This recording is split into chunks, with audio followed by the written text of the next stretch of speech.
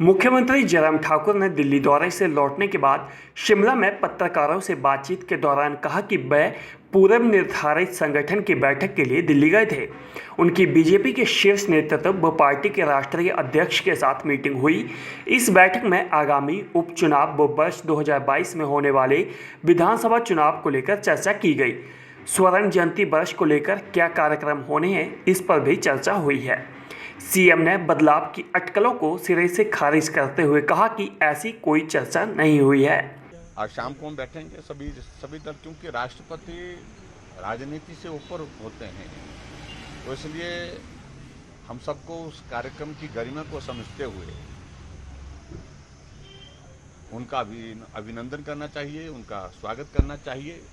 और मैं पूरा उम्मीद रखता हूं कि सभी दलों के साथ जब बातचीत होगी तो हमें एक अच्छे माहौल में वो सारी बातचीत होगी और इस कार्यक्रम के आयोजन के लिए सबका सहयोग उसमें रहेगा।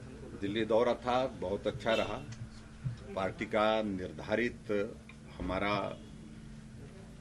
बैठने का एक शेड्यूल तय हुआ था लगभग 25 दिन पहले, और उस शेड्यूल के मुताबिक पिछले कल में दिल्ली था और हमारी बैठक पार्टी के वरिष्ठ नेताओं के साथ भी हुई। पार्टी के राष्ट्रीय अध्यक्ष जी के साथ भी हमारा बैठना हुआ।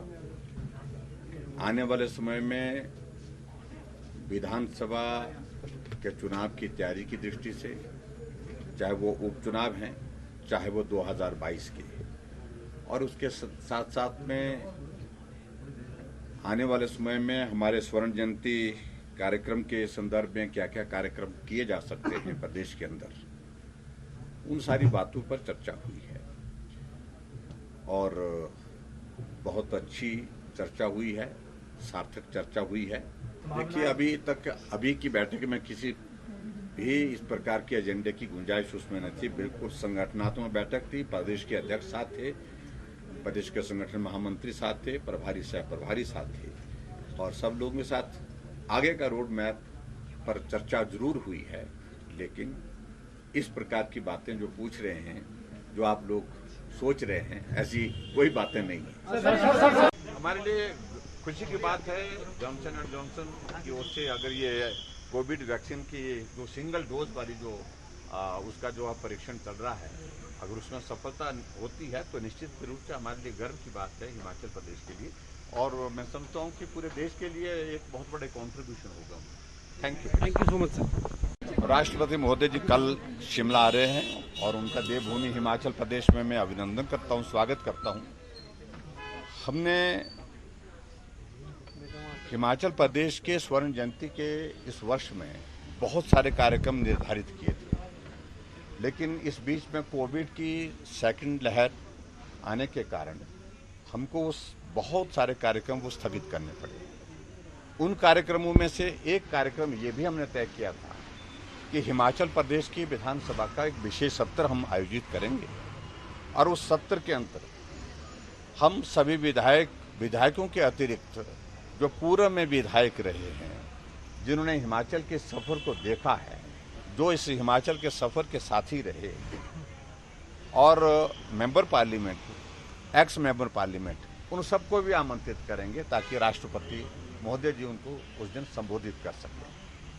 तो 17 तारीख को ये कार्यक्रम निर्धारित हुआ है। हम आभारी हैं राष्ट्रपति महोदय जी के, हमने उनको निमंत्रण दिया, उनने हमारा निमंत्रण स्वीकार किया, वो आ रहे हैं और 17 तारीख का ये कार्यक्रम रहेगा। और उसके बाद फिर अगला 2 दिन का उनका और भी स्टे हिमाचल प्रदेश में है। 19 तारीख को उनकी वापसी यहाँ से। देखिए, अभी तक उसके लिए रूपरेखा बन रही है। पिछले कल भी चर्चा उसमें हुई है दिल्ली में, और अभी कुछ दिनों में बहुत जल्दी इसकी रूपरेखा बन करके तैयार हो जाएगी, और ये यात्रा हर विधानसभा क्षेत्र में ले जाने की सब लोगों की एक इच्छा है। और उस यात्रा के माध्यम से हिमाचल प्रदेश का आज तक का सफ़र लोगों के सामने रखने का एक अवसर होगा। और हिमाचल प्रदेश ने हर क्षेत्र में प्रगति की है, और उस प्रगति में हिमाचल प्रदेश के लोगों का बहुत बड़ा योगदान रहा है। वो योगदान जो जिन लोगों का रहा है, वो उनके लिए समर्पित होना चाहिए। ना किसी नेता विशेष के लिए, ना किसी पार्टी विशेष के लिए। इसलिए इस कार्यक्रम का स्वरूप उस तरह से हम बना रहे हैं कि हिमाचल के आज के इस मुकाम पर पहुंचने के लिए हर एक वर्ग का योगदान रहा है। एक मजदूर का एक योगदान अपना रहा है, एक इंजीनियर का अपना रहा है, डॉक्टर का अपना रहा है, टीचर का अपना रहा है, और जो जनप्रतिनिधि है उनका अपना रोल रहा है। तो सबके रोल को उसमें समाहित करते हुए हम आने वाले समय में और हिमाचल को आगे ले जाने के लिए काम करें, ऐसा उस यात्रा के माध्यम से संदेश होगा।